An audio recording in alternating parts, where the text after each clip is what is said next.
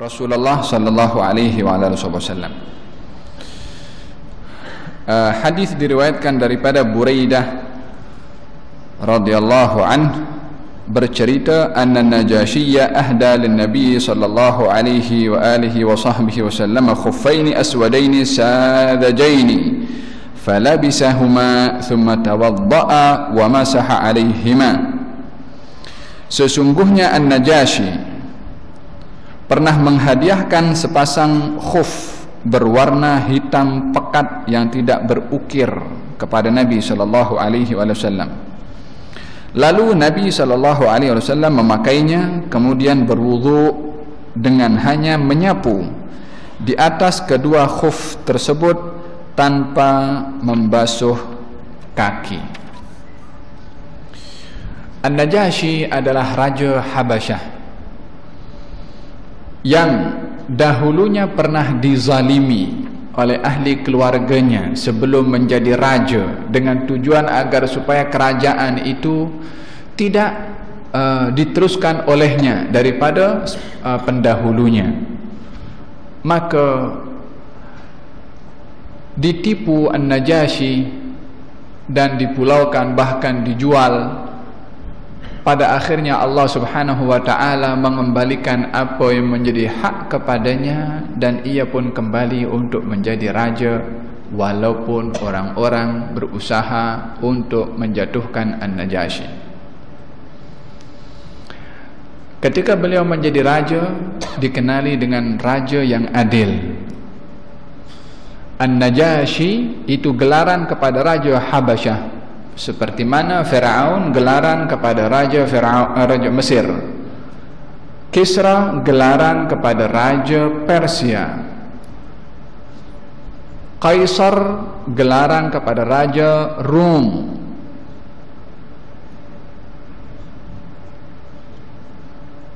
Ini gelaran-gelaran kepada raja-raja yang ada pada zaman itu. Jadi kalau sebut Firaun, kerajaan Mesir dahulu, setiap raja yang memimpin gelarannya adalah Firaun.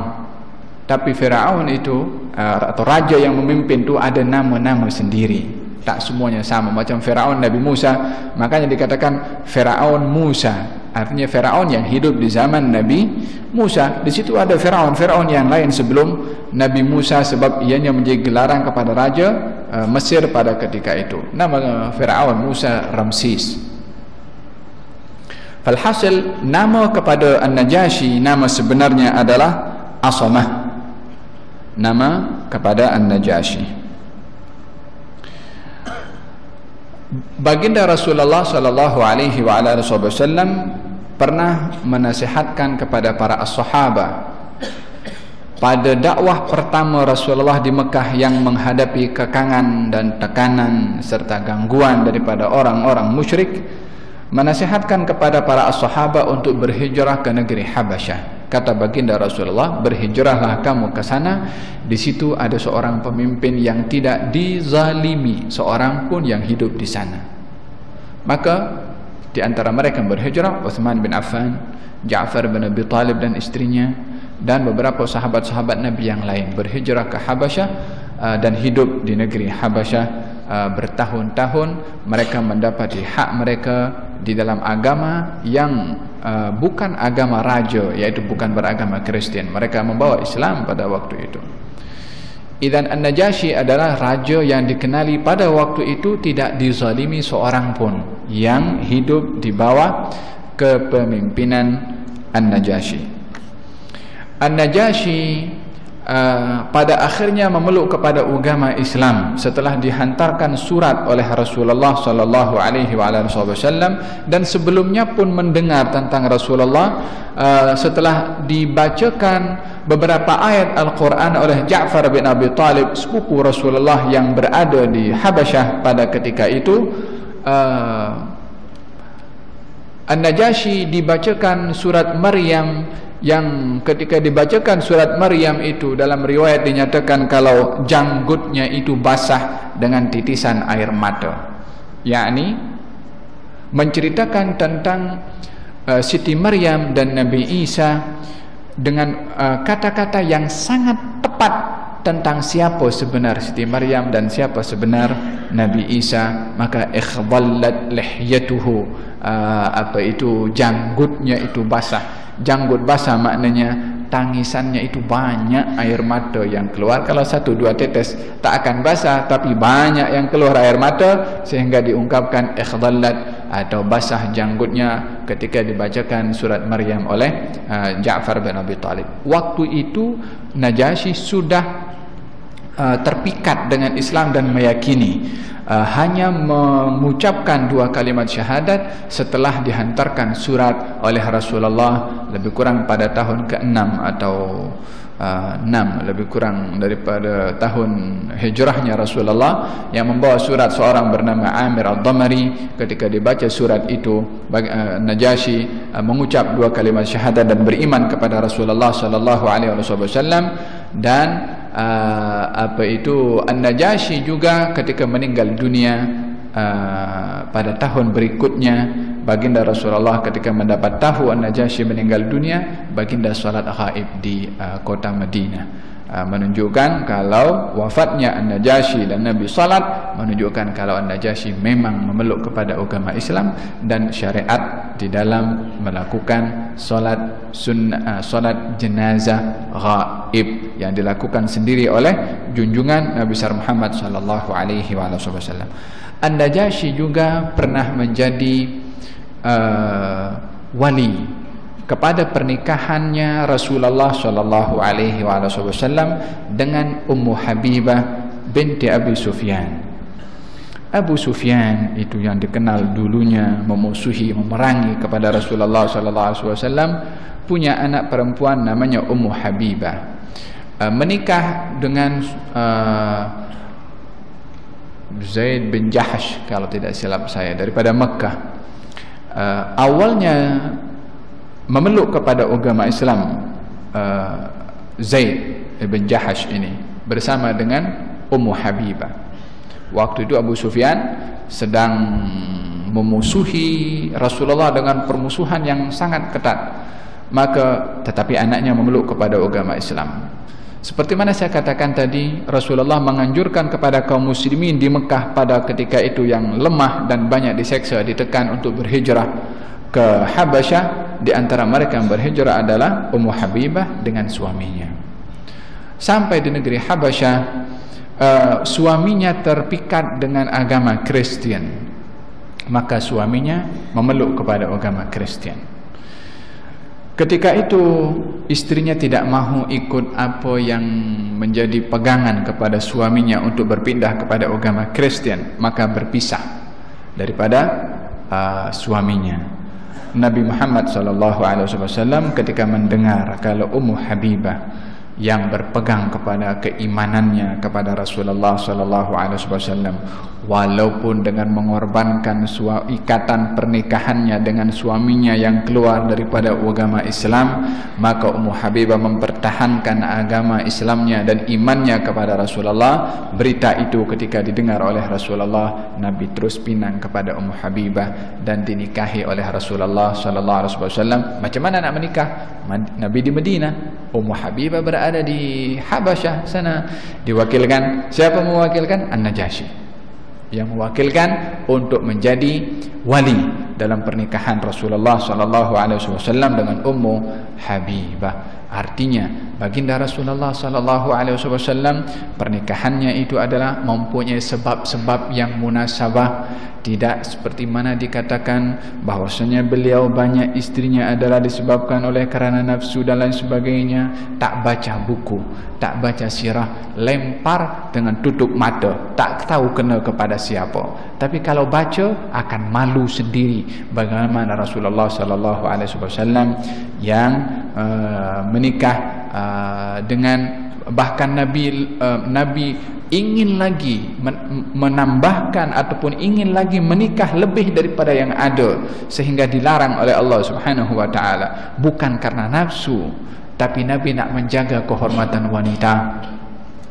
Itu Ummu Habibah mempertahankan agama, tapi dia seorang. Kalau dia terpisah daripada suaminya, siapa nak jaga? Nabi SAW, aku kahwin dia. Ummu Salamah ditinggal oleh suaminya. Maka Nabi SAW datang meminang kepada Ummu Salamah. Kata Ummu Salamah, ya Rasulullah, saya tak boleh terima pinangan kamu. Dipinang oleh Rasulullah, tak mau. Tapi ada sebab tak maunya. Daripada sebab itu kita dapat tahu apa sebab Nabi meminang kepada Ummu Salamah. Kata Ummu Salamah mengatakan, ya Rasulullah, saya dipinang oleh kamu ini menolak dengan 3 sebab. Yang pertama, saya dah tua. Kalau agaknya maksud daripada pernikahan itu adalah karena nafsu, takkan nak cari orang tua. Kata Nabi SAW, kalau kamu tua, saya pun tua. Sebab yang kedua, ya Rasulullah, saya banyak anak. Saya takut memberatkan kepada kamu. Tadi tua disebabkan apa? Takut tak boleh layan. Nabi kata, saya pun tua. Yang kedua, begitu saya banyak anak. Nabi kata, saya pun ada anak juga. Anak kamu, anak saya, anak kamu. Kemudian yang ketiga, ini yang problem ini, yang banyak sekarang orang menghadapi masalah dengan yang ketiga ini. Tapi insyaAllah di sini tak ada. Yang ketiga adalah, saya ini punya sifat cemburu tinggi. Yang ini kata Rasulullah, saya berdoa semoga Allah mengangkat sifat cemburu kamu. Takut bila mana seorang itu istri cemburu lebih daripada batasannya, khususnya kalau kepada Rasulullah dan menyakiti Rasulullah, khawatir Ummu Salamah berdosa dengan sifat cemburunya itu karena cemburu kepada Rasulullah ataupun menyakiti kepada Rasulullah. Saya tak terima, takut saya dosa bila mana punya sifat cemburu kepada kamu, maka saya kurang sopan dan kurang adab kepada kamu, saya berdosa dengan sifat itu. Kata Nabi, Allah mengangkat sifat cemburu kamu. Diangkat sifat cemburunya oleh Allah yang berdoa Rasulullah SAW. Fasyahid adalah bila mana kita kaji keseluruhan pernikahan Rasulullah SAW, kita dapat jelas dan dapat tahu matlamat utama pernikahan Rasulullah adalah ingin melindungi kehormatan kaum wanita. Pada pernikahan itu dinikahkan oleh An-Najasyi Ummu Habibah, yang pada akhirnya dibawa setelah kaum muslimin daripada Habasyah kembali ke kota Madinah, termasuk Ummu Habibah, dibawa dan berjumpa dengan Rasulullah sallallahu alaihi wasallam. Ummu Habibah pernah didatangi oleh orang tuanya, oleh ibunya yang masih dalam keadaan tidak beriman.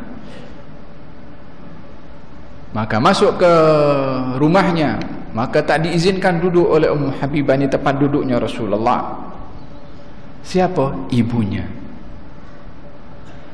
Kemudian setelah Rasulullah datang dan beritahu kepada Rasulullah, Rasulullah nasihatkan kepada dia untuk tetap berbakti kepada kedua ibu bapa walaupun belum dalam keadaan Islam, yakni walaupun bukan orang Islam. Tetap disuruh untuk berbakti kepada kedua orang tua. Wahakadha, kata baginda Rasulullah berpesan kepada Ummu Habibah, yang pada akhirnya Abu Sufyan dalam Fathu Makkah pada tahun ke-8 daripada hijrahnya Rasulullah memeluk kepada agama Islam. Ada berkenaan dengan masalah Ummu Habibah yang menikah dengan Rasulullah dengan diwalikan oleh An-Najasyi. An-Najasyi ini menghadiahkan untuk Rasulullah sallallahu alaihi wasallam khufain, yakni sepasang khuf. Khuf ini kasut yang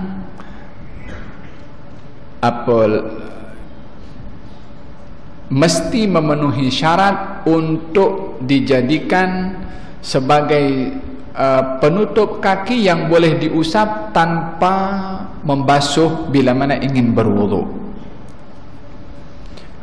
Kadang ianya lembut, boleh dilipat masuk dalam poket, tapi tak semestinya khuf seperti itu.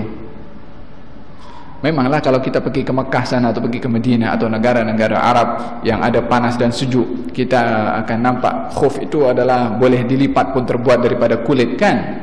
Tapi tak semestinya khuf seperti itu. Khuf kasut yang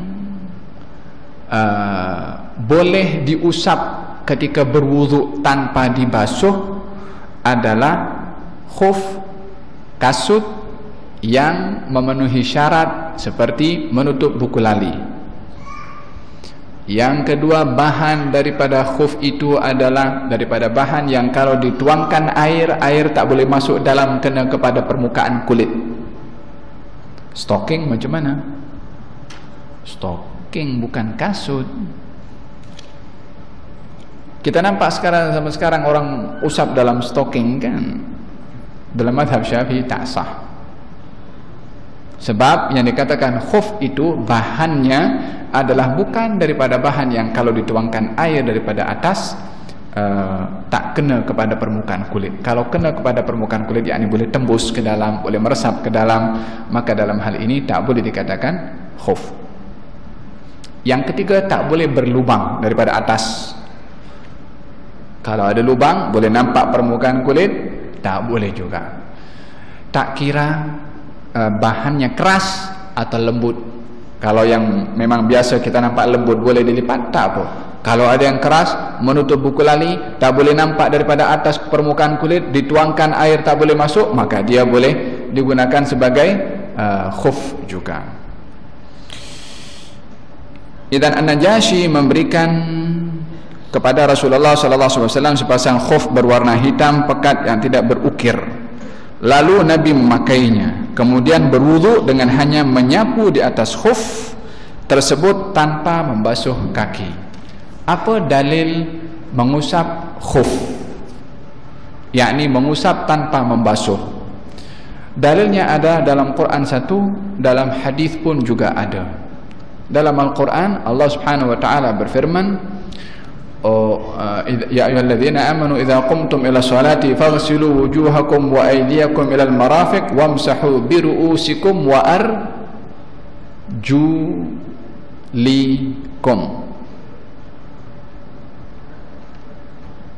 Wahai orang-orang beriman, bila mana kamu ingin mendirikan salat, basuhlah muka kamu dan juga tangan kamu sampai siku-siku, usaplah kepala dan kaki. Usap kepala dan kaki. Kita kalau wuduk, kaki itu diusap apa dibasuh? Diusap, dibasuh? Dibasuh. Kalau diusap tak sah kita punya wuduk. Iya kan? Lalu bagaimana Allah tadi sebutkan basuhlah muka, tangan, usaplah kepala, kaki. Ada dua perintah, usap dan basuh. Apa beza antara usap dengan basuh? Membasuh itu artinya adalah anggota yang dibasuh mesti dialiri oleh air, baru itu dikatakan basuhan. Mengusap itu adalah anggota yang diusap, tak perlu ada air yang mengalir, itu sudah memadai untuk diusap. Yang penting tangan itu basah. Tapi anggotanya yang diusap itu tak mesti ada air mengalir. Kalau kepala macam ni, okey. Tapi kalau muka, kita ambil air, ini air, tak sah. Pasal perintahnya adalah membasuh. Tapi kalau saya ambil air sikit saja macam ni, saya tuangkan ke muka saya, ada air mengalir atau tidak? Ada air mengalir, saya usap, okey. Yang penting ada air yang mengalir. Orang yang guna spray, kalau naik kapal terbang katanya kita guna spray. Kalau dia hanya spray macam ni saja, tak ada air di situ yang mengalir, tak sah dia punya wudhu. Mesti ada air yang mengalir. Kalau nak spray, kasih banyak, nampak air mengalir baru usap, okey, tak apa.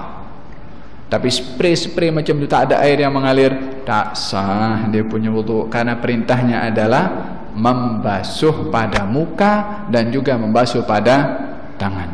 Lalu perintah yang kedua, usap. Apa itu usap? Usap artinya adalah tak perlu mengalirkan air pada anggota yang diusap. Kalau kita tengok ayat itu dalam surat Al-Ma'idah, perintah usapan itu setelah perintah usapan ada dua anggota, kepala dan juga kaki. Sementara baginda Rasulullah SAW ketika melihat orang yang tidak membasuh kepada kakinya, Nabi bersabda, wailul lil aqabi minan nar, celaka orang yang membiarkan tumit, tahu tumit, bahagian belakang kaki, minan nar, karena apa? Tidak dibasuh. Artinya perintah kepada kaki mesti dibasuh. Makanya kita dapati dalam Al-Quranul Karim, Allah Subhanahu wa Ta'ala ketika meletakkan kalimat kaki pada ayat itu dibaca dengan dua baris. Wamsahu biru'usikum wa arjulakum, lamnya baris atas. Bacaan yang kedua, lamnya baris bawah, wa arjulikum, la dengan li. Saya nak simpelkan, kalau wa arjula dibasuh, wa arjuli diusap. Lalu yang mana satu nak dibasuh, yang mana satu diusap? Yang dibasuh kalau tak pakai khuf, diusap kalau memakai khuf. Itu sejarah bacaan Al-Quran wa arjula dengan wa arjuli. Jadi dalam Al-Quranul Karim tentang mengusap di atas khuf ada bacaan wa arjulikum, itu adalah menunjukkan kepada usapan di atas khuf. Faham dong? Ada berkenaan dengan Al-Quran. Abul hadis banyak di antaranya adalah hadis yang kita baca sekarang ini, dan dibezakan adalah berapa lama orang mengusap di atas khuf, caranya mengusap khuf macam mana, diperbolehkan kalau musafir macam mana, kalau bermukim macam mana. Panjang lebar dalam bab fiqh saya akan bahaskan di sini. Yang penting dalam syariat dibenarkan untuk mengusap di atas kasut khuf tanpa membasuhnya, tanpa membuka kasut. Dalam hadis ini dikatakan Rasulullah menyapu di atas. Maaf cakap, kalau ini kaki, yang diusap itu di atas ini. Yang ini daripada jari-jari sampai ke bahagian pertemuan antara antara betis dengan pergelangan kaki. Macam ni. Ikut hukum logik, kita kalau pakai khuf itu yang kotor yang mana? Bawah atau yang atas? Yang bawah. Tapi dalam syarak, yang diusap kalau kita pakai khuf yang atas atau yang bawah? Yang atas. Yang kotor bawah, yang diusap di atas. Kalau agama ini mesti ikut apa logik kita kata, maka mengusap khuf ini silap di atas, patutnya di bawah. Tapi agama bukan ikut kita punya akal. Kita punya akal kena ikut agama. Kita punya akal kena ikut syarak. Kalau ada dalam syarak tak sesuai dengan akal, bukan syarak tak betul, akal yang tak faham. Oleh demikian kata Sayyidina Ali bin Abi Thalib mengatakan, kalau semua hukum syarak ini boleh dilakukan hanya bila mana terima dengan akal, maka mengusap di bawah khuf itu lebih utama berbandingkan daripada atas. Tapi hakikatnya dalam syarak, yang mengusap itu bagian yang diusap adalah bagian atas, bukan di bagian bawah. Nah, adakah hadis ke-61 daripada Syabi berkata bahwasanya Al-Mughirah bin Syu'bah berkata, ahda dihyatu lin nabi sallallahu alaihi wa alihi wasallam khuffaini falabisahuma, wa qala Israil an Jabirin an Amirin wa jubbatan falabisahuma hatta takharraqa, la yadri an-nabiy sallallahu alaihi wa alihi wasallam adhakiyun huma am la. Dihyah menghadiahkan sepasang khuf kepada Nabi SAW, kemudian Nabi SAW memakainya. Menurut riwayat Ismail daripada Jabir daripada Amir, dan juga sehelai jubah yang dihadiahkan kepada Nabi daripada Dihyah. Lalu Nabi SAW memakai kedua-dua sampai koyak. Nabi SAW tidak mengetahui apakah khuf itu berasal dari kulit binatang yang disembelih ataupun tidak.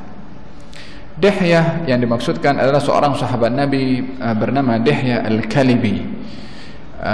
Beliau yang menjadi salah satu duta Rasulullah SAW untuk menghantarkan surat kepada raja-raja, penguasa-penguasa di zaman itu untuk mengajak mereka kepada agama Islam. Dihyah juga adalah orang yang bila mana Sayyiduna Jibril alaihissalam datang kepada Rasulullah menyerupai seseorang, maka akan datang menyerupai wajah Dihyah Al-Kalibi. Dihyah datang memberikan kepada Rasulullah 2 hadiah. Yang pertama khuf, yang kedua adalah baju. Maka kedua-dua hadiah itu dipakai oleh Nabi. Dalam hal ini adalah sunnah untuk hadiah menghadiahkan. Tahadau tahabu, salinglah kamu menghadiahkan kepada yang lain, maka kamu akan meraih kasih sayang.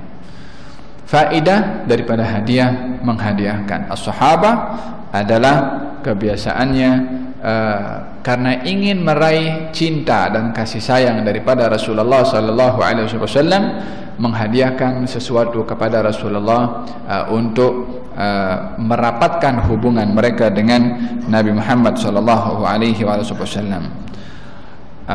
Kedua-dua hadiah Dihyah berupa khuf dan juga baju dipakai oleh Rasulullah. Kata perawi itu mengatakan Nabi tidak mengetahui adakah kulit khuf itu adalah hasil daripada haiwan yang disembelih ataupun tidak. yakni Nabi tidak mengetahui, dalam arti tidak menyiasat asal usul daripada kulit haiwan itu berasal daripada haiwan yang disembelih atau tidak. Kulit haiwan kalau disembelih, kulitnya itu suci, nak dibuat apa saja, yang penting darahnya dibersihkan, maka kulit itu adalah suci. Tapi kulit haiwan yang tidak halal ataupun bangkai, maka kulitnya itu adalah najis, akan menjadi suci bila mana disamak. Tetapi oleh kerana khuf itu sudah siap jadi, Nabi tidak tanya asal usul daripada haiwan atau kulit itu, adakah daripada hasil haiwan sembelih ataupun sudah disamak ataupun tidak disamak. Yang dilakukan oleh Nabi SAW tidak mencari tahu adalah sebagai sumber hukum yang asal pada sesuatu yang kita tidak tahu asal usulnya, adalah hukumnya adalah harus atau mubah ataupun perkara yang boleh. Walaupun kita diminta untuk berhati-hati di dalam pemakanan dan juga di dalam pemakaian, untuk mempunyai sifat wara', tidak makan makanan kecuali halal dan tidak memakai pakaian kecuali sumbernya pun juga halal. Tapi sikap yang dilakukan oleh Rasulullah SAW, karena beliau itu musyarri', pembawa syariat, dan semua umat manusia, ulama setelahnya akan menjadikan kaedah-kaedah hukum daripada perkataan dan perbuatan Rasulullah, maka perbuatan Rasulullah ini menunjukkan sumber hukum al-aslu fil asya'i al-ibahah. Yang asal pada hukum sesuatu yang tak jelas, hukumnya adalah mubah sampai dapat diketahui kejelasan benda itu berasal daripada mana. Jadi bukan di sini dikatakan, oh Nabi tak ambil sikap warak ke? Kita kena melihat siapa itu Rasulullah. Rasulullah itu musyarri', pembawa hukum syarak, perbuatannya akan dijadikan sumber hukum syarak. Kalau Nabi bawa sikap warak dalam hal ini, umat manusia lagi susah. Tak boleh nak menggunakan sesuatu kecuali pasti betul ini sumbernya daripada mana. Kalau tidak, tak boleh pakai. Siapa nak siasat sekarang baju yang kita pakai daripada mana sumbernya? Kain yang kita beli kat sini daripada mana sumbernya? Kasut kulit yang kita pakai sekarang ini, kita beli dah siap, tinggal pakai saja. Kalau Nabi pada itu, aku tak nak pakai kecuali aku tahu asal usul daripada mana. Tak ada orang pakai kasut. Menyusahkan atau tidak? Bagi Rasulullah memang beliau itu, tapi beliau sumber hukum, perbuatannya jadi sumber hukum. Dan tak ada orang yang lebih warak daripada Rasulullah sallallahu alaihi wasallam. Dan kenapa perawi itu yang meriwayatkan Nabi tidak tahu? Mungkin saja perawi itu mendengar Rasulullah mengatakan saya tidak tahu asal usulnya, ataupun perbuatan Rasulullah tidak bertanya asal usul kulit kasut yang dihadiahkan kepada Rasul. Tanpa bertanyanya Rasulullah, menjadi satu pemahaman kalau dasar kepada sesuatu yang tidak jelas daripada mana sumbernya adalah hukumnya adalah mubah atau harus.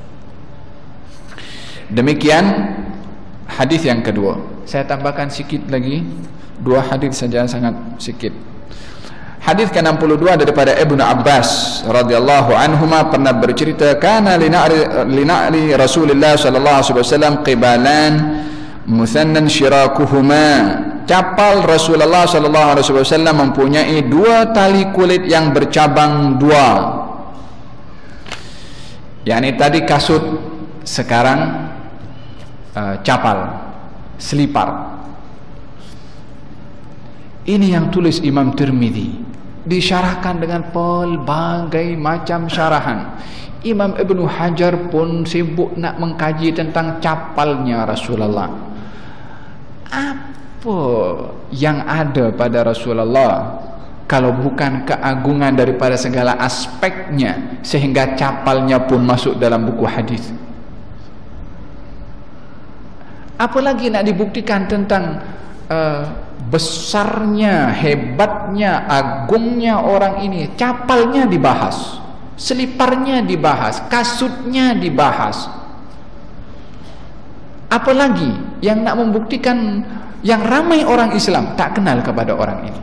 Yang ramai orang Islam tak tahu siapa itu sahabat Rasulullah, ahli keluarga Rasulullah, apa yang Nabi suka. Jom kita tanya anak-anak sekarang yang sekolah rendah ke wala sekolah menengah ataupun universiti. Apa nama pedang Rasulullah? Buah apa yang Nabi suka makan? Macam mana Nabi makan? Agaknya kita punya atau secara umum orang Islam, adakah style makannya sama dengan cara makannya Rasulullah? Adakah ketika memakai baju tahu macam mana Nabi pakai baju? Apa yang dibaca oleh Nabi ketika pakai baju? Kalau nak tidur, macam mana Nabi tidur? Ataukah umat Islam itu ingat kepada Rasulullah sallallahu alaihi wasallam bila mana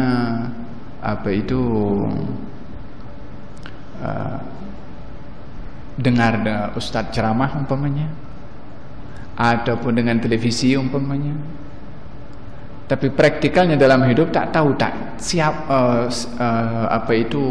sentuhan diri kepada Rasulullah tak ada. Sementara beliau orang yang hebat. Kali ceritakan tentang capalnya Rasulullah sallallahu alaihi wasallam. Subhanallah, imam besar pun duk cerita tentang capal Rasulullah. Sebahagian umat Islam yang hidup di beberapa negara malu nak tunjuk kalau dirinya seorang Islam. Tak pakai kopiah tak apalah. Di negara Europe ni tak pakai kopiah, nanti orang duk tunggu kita tuduh macam-macam kepada kita. Kalau tak nak pakai kopiah di luar tak apa, tapi merasa malu, segan, merasa tak mulia, merasa tidak aziz pakai kopiah sementara ini adalah sunnah Rasulullah. Mana penilaian anda atau orang itu tentang sunnah Rasulullah untuk selamat daripada tuhmahan orang tidak beriman kepada Allah dan Rasulnya? Orang tak pakai kopiah tak apa, tapi tak pakai kopiah karena malu pakai kopiah, problem. bukan masalah kopiahnya, malunya nak pakai kopiah tu karena malu nak menggunakan sunnah Rasulullah sallallahu alaihi wasallam. Tayyib. Gal capal Rasulullah mempunyai kulit yang bercabang dua. Kulit bercabang dua itu apa nama? Itu ada dua ada syirak dengan qibalan. Qibal itu tempat nak masuknya jari-jari untuk mengepit hujung antara ibu jari dengan jari tengah itu namanya qibal. Dia ada dua. Satu antara ibu jari dengan jari sebelahnya ibu jari itu. Lepas tu yang satu di antara jari setelahnya dengan jari, jadi 3 jari macam ni mengepit. Itu hujungnya. Adapun talinya ada 2 yang dia diletakkan di atas permukaan kaki kemarin. Itu capal Rasulullah sallallahu alaihi wasallam. Dalam satu riwayat yang lain dikatakan, subhanallah, ini capal ada petugas khusus yang tugasnya bawa capal Rasulullah. Sahabat, alim, kabir, faqih, qari al-Quran, muqri al-Quran, ahli hadis, tugasnya bawa capal Rasulullah. Abdullah ibn Mas'ud. Abdullah bin Mas'ud masuk Islam dan tugasnya adalah menjaga capal Rasulullah, tongkat Rasulullah, siwak Rasulullah, bantal Rasulullah, dan juga bekas wudhu Rasulullah. Kalau Nabi masuk dan membuka selipar, dia ambil seliparnya, serap, diletakkan di mana, dimasukkan dia punya telapak tangan ke dalam lubang selipar tu, diletakkan di sini 2. Berada di sini seliparnya Rasulullah di tangannya Abdullah ibn Mas'ud. Kalau Nabi nak keluar, standby di depan situ, dipasangkan seliparnya, dapat diletakkan di hadapan Nabi, tinggal pakai saja macam tu. Kalau Nabi nak pergi berwudu, setelah menggunakan siwak, dipegang siwaknya. Airnya disediakan, bekas wudu dibawa kemana-mana itu, sediakan air berwudu. Dah habis dibawa, dia punya bekas wudu itu. Bila mana nak wudu, ambil air, disediakan lagi untuk Rasulullah. Tugasnya adalah membawa selipar, tongkat, bantal, apa lagi, siwak, dan juga bekas wudunya Rasulullah SAW. Nampak simple saja, tapi bekas khidmat tu. Kalau Abdullah bin Mas'ud cakap Quran, tak ada seorang pun yang akan menolak ataupun mempertikaikan apa yang dibaca oleh Abdullah bin Mas'ud atau kesaksiannya. Fahimtum? Ada Abdullah bin Mas'ud, tugasnya membawa selipar. Subhanallah.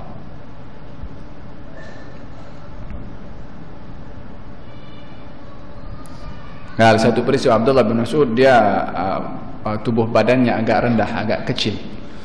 Sebelum masuk Islam, dia bertugas membawa kambing milik Uqbah bin Abi Mu'ayyid. Uqbah bin Abi Mu'ayyid ini orang yang kejam kepada Rasulullah. Rasulullah berjalan dengan Sayyidina Abu Bakar dan kehausan. Waktu itu Nabi berkata kepada Abdullah bin Mas'ud, bolehkah kamu berikan kepada aku susu daripada kambing-kambing yang kamu gembalakan ini? Kata Abdullah bin Mas'ud, saya ini rajulun mu'taman, saya ini adalah orang yang diamanahkan untuk mengembalakan. Saya tak ada hak untuk beri kepada kamu susu daripada kambing-kambing ini, karena ini kambing bukan saya punya. Kata Nabi SAW, okey, kalau begitu tunjukkan kepada saya kambing betina yang belum didatangi oleh si jantan, yakni yang tak ada susunya. Kata Abdullah bin Mas'ud, dibawa, tunjukkan. Maka kata Abdullah bin Mas'ud, fa'tanaqaha, dipeluk itu kambing, kemudian ditepuk oleh Nabi SAW. Itu bahagian tempat perahan susunya. Kemudian mengembang, diperah. dengan derasnya susu itu keluar, diminum oleh Sayyidina Abu Bakar, diminum oleh Rasulullah, diminum oleh Abdullah bin Mas'ud. Habis minum semua, kata Nabi, gelis atau iglis, yakni kempiskan balik kamu punya susu itu. Dia berkata kepada siapa? Kambing itu, kempis balik, tak ada susu lagi. Ini perkara memeranjatkan saya, kata Abdullah bin Mas'ud. Kata Abdullah bin Mas'ud, ajarkan kepada saya apa yang telah kamu lakukan sebentar tadi. Nabi ada baca sesuatu ketika tepuk kepada kambing itu untuk mengeluarkan susu. Kata baginda Rasulullah mengatakan kepada Abdullah bin Mas'ud, innaka rajulun mu'allam. Dia, Abdullah bin Mas'ud, minta diajar. Kata Nabi, kamu ini sudah mendapatkan pengajaran. Artinya kamu orang yang mendapat pengajaran. Fawallahi, kata Abdullah bin Mas'ud, saya mendengar 70 surat daripada mulutnya Rasulullah SAW yang tak satu ayat pun miss daripada ingatan saya, daripada apa yang saya dengar langsung daripada Rasulullah SAW. Dikatakan kamu seorang yang terpelajar, dengar langsung daripada Rasul, tak pernah lupa lagi.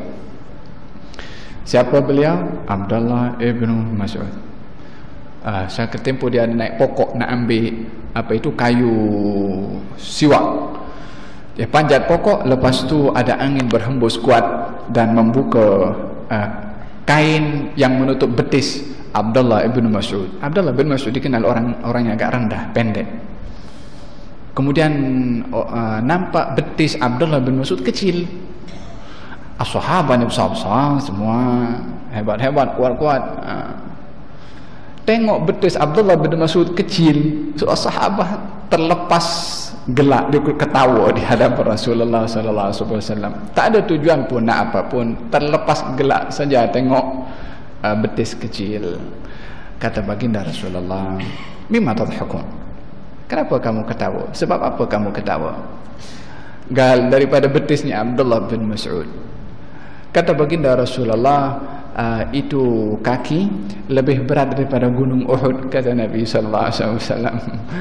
Bukan lagi dengan apa, gunung Uhud lagi berat itu kaki Abdullah ibn Mas'ud di sisi Allah Subhanahu wa ta'ala. Rajul yang seorang yang alim, faqih, qari, muqri, ahli dalam hadis, semuanya khidmat dengan selipar Nabi Muhammad sallallahu alaihi wa ala alihi wa sahbihi wasallam.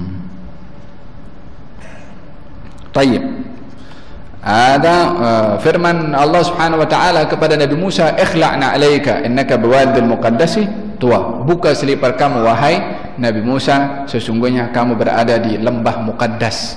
Yang disuruh buka selipar siapa? Nabi Musa ketika berada di wadi lembah yang suci, yaitu Wadi Tuwa, ketika bermunajat kepada Allah Subhanahu wa taala. Di tempat-tempat yang baik kita diperintahkan untuk membuka selipar masjid umpamanya, dan beberapa tempat yang lain. Hadis yang ke-63, Anas ibn Malik pernah memperlihatkan kepada kami sepasang capal yang tidak berbulu kulitnya dan mempunyai 2 tali. Isa ibn Tahman radhiyallahu anhu berkata, kemudian Thabit radhiyallahu anhu menerangkan kepada saya daripada Anas ibn Malik bahwa ia adalah capal Nabi Muhammad sallallahu alaihi wa ala alihi wasallam. Tentunya ini adalah setelah wafatnya Rasulullah. Setelah wafatnya Rasulullah, capalnya dijaga, rambutnya disimpan, bajunya disimpan, bekas al-qadah itu bekas untuk diletakkan air Nabi minum, cawannya untuk Nabi minum disimpan.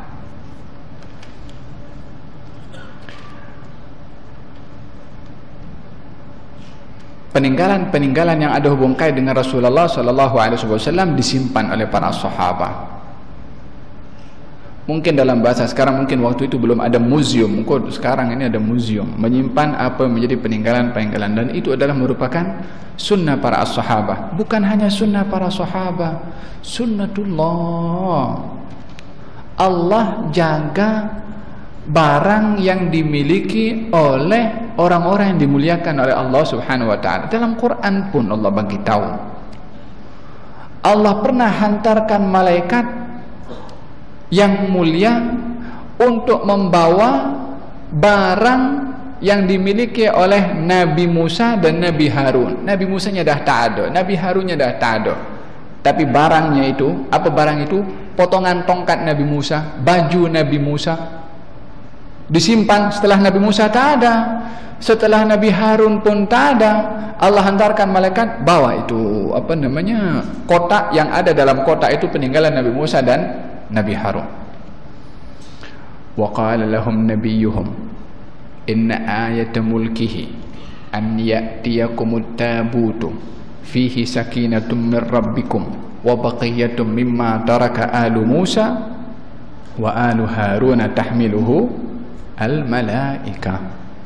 Nabi mereka, yakni Nabi Bani Israel, berkata kepada Bani Israel, sesungguhnya tanda kerajaan Talut, kalau memang Talut itu adalah dilantik oleh Allah untuk menjadi panglima perang, tandanya adalah akan datang kepada kamu tabut, kotak. Di dalam kotak itu sakinatun, ada ketenangan dari Allah, sakinah, wa baqiyatun, dan peninggalan-peninggalan yang ditinggalkan oleh Nabi Musa dan Nabi Harun, yaitu potongan tongkat, baju Nabi Musa, dan juga itu al-lawh. Allah itu batu yang diterima oleh Nabi Musa yang ketika berjumpa dengan Allah Subhanahu wa taala, potongannya ada dalam kotak itu. Kota itu dirompak oleh musuh-musuh yang memerangi kepada Bani Israel dan berada di tempat mereka. Allah tahmiluhul malaika, itu kotak yang di dalamnya ada tongkat, ada baju. Allah hantarkan malaikat untuk bawa kotak itu, dibawa sampai di tengah-tengah Bani Israel untuk membuktikan kalau Talut adalah orang yang dipilih oleh Allah Subhanahu wa taala untuk menjadi panglima perang. Apa tandanya? Kotak. Apa isi kotak itu? Isi kotak adalah potongan tongkat Nabi Musa. Siapa yang bawa? Malaikat. Nabi Musanya mana? Dah tak ada. Nabi Harunnya mana? Dah tak ada. Allah jaga itu tongkat Nabi Musa. Allah jaga itu baju Nabi Musa dan Nabi Harun dalam kotak itu. Ya salam. Mana lagi mulia Nabi Musa dengan Nabi Muhammad? Mana lebih agung Nabi Harun atau Nabi Muhammad sallallahu alaihi wasallam? Maka as-sahabah pun jaga tongkat Nabi Muhammad, baju Nabi Muhammad, serban Nabi Muhammad, rambut Nabi Muhammad, selipar Nabi Muhammad sallallahu alaihi wasallam, semuanya dijaga. Kuku Nabi Muhammad sallallahu alaihi wasallam pun Sayyidina Uthman bin Affan ketika meninggal dunia berpesan, nanti kalau saya meninggal dunia, letakkan ini kuku di mulut saya. Lalu kuku di mulut. Kuku, kita kalau potong kuku, kita simpan kita punya kuku atau kita buang? Kuku kita banyak dosa, tapi kukunya Rasulullah pergi Sidratul Muntaha sana. Kata Sayyidina Uthman, kenapa ditanya, kenapa, apa saya boleh jawab pertanyaan mungkar dan nakir? Ya Uthman bin Affan, kamu adalah bahagian daripada 1 orang daripada 10 orang yang Nabi bagi tahu kamu akan masuk syurga. Ya, tetap saya nak itu letak dalam mulut saya. Kalau kuku yang lain orang boleh jawab, tak boleh jawab pula ditanya mungkar nakir. Hakala. Jadi peninggalan Rasulullah sallallahu alaihi wasallam adalah dijaga. Rumahnya ketika sebelum dihancurkan di zaman Sayyidina Hasan al-Basri, seorang tabi'in, berkata sebelum rumah Nabi SAW dirobohkan untuk perluasan masjid, maka pada waktu itu saya ingat di zaman Sayyidina, perluasan yang meluas itu di zaman Sayyidina Uthman bin Affan, maka semua orang-orang Madinah pada waktu itu diberikan keizinan untuk melihat rumah Rasulullah terakhir kali sebelum dirobohkan dan diperluaskan untuk dimasukkan dalam Masjid An-Nabawi. Maka itu kali terakhir pemandangan para sahabat kepada rumahnya Rasulullah. Maka ketika itu kata Hasan al-Basri mengatakan, saya masuk ke rumahnya sebelum dirobohkan tu, dan saya sentuh bumbung rumah Nabi dengan dengan tangan saya. Maka saya dapat sentuh bumbung rumah Nabi sallallahu alaihi wasallam. Beliau berkata, andai itu rumah tak dirobohkan, biar kekal macam tu, biar tahu umatnya macam mana Nabi mereka hidup berada dalam keadaan sangat sederhana. Bumbungnya boleh dipegang. Kita setiap tahun ganti kita punya tirai, cat rumah kita ganti, bumbung saat dinaikkan, saat dilebarkan, tambah lagi sih. Tak apa, bukan salah. Syukur kepada Allah Subhanahu wa taala. Itu yang problem kepada umat Islam zaman kita sekarang. Faham tu? Sebelum dirobohkan, dijadikan hari terakhir untuk tengok kesan peninggalan rumah Rasulullah sallallahu alaihi wa ala alihi wasallam. Hadis panjang lagi saya nak cerita, dah pukul 9. Nanti pula tak balik-balik rumah lagi. Baik saya berhenti sebelum yang lain sudah beredar daripada sini. Saya tak cakap, tak ada orang nak dengar cakap pula nanti. InsyaAllah kalau saya akan datang, kita lebih panjang umur, sihat wal afiat, kita akan sambung kembali sedikit berkenaan dengan capal Rasulullah. Yang antara hadis-hadis yang lain itu tidak banyak perbezaan, hanya diceritakan beberapa perkara berkenaan dengan adab di dalam memakai selipar, mendahulukan yang kanan kemudian yang kiri. Kalau nak melepaskan, dahulukan kiri baru kanan. Makruh menggunakan satu selipar, yang satu tak dipakai, ataupun kalau selipar berasingan di sini, satu sana pakai satu kemudian jalan dengan selipar, nak ambil selipar yang lain, tidak digalakkan demikian. Ambil satu, letakkan sama-sama, pakai sama-sama. Tapi pakai satu, berjalan dengan satu selipar adalah makruh. Dikatakan syaitan berjalan dengan satu selipar. So kita tak boleh menyerupai syaitan dengan berjalan dengan satu selipar. Macam mana kalau satu selipar warnanya hitam, yang satu berwarna biru, atau satu kasut, satu selipar? Kita dengar pada kelas yang akan datang insya-Allah. Allahumma hdina bil-huda waj'alna mimman yusadu fi ridha wa la tuwallina waliyan siwa wa la taj'alna mimman khalafa amraka wa asak wa hasbunallahu wa ni'mal wakeel wa la haula wa la quwwata illa billah al-'aliyyil 'azim. Mudah-mudahan Allah Subhanahu wa taala lahirkan di dalam hati dan jiwa kita pengagungan kepada Rasulullah, memuliakan kepada Rasulullah, membesarkan Rasulullah, meneladani Rasulullah sallallahu alaihi wasallam, dan dijadikan hati kita ini hanya ditempati oleh Nabi Muhammad sallallahu alaihi wasallam untuk menjadi imam panutan kepada kita, yang membawa kita kepada Allah Subhanahu wa taala.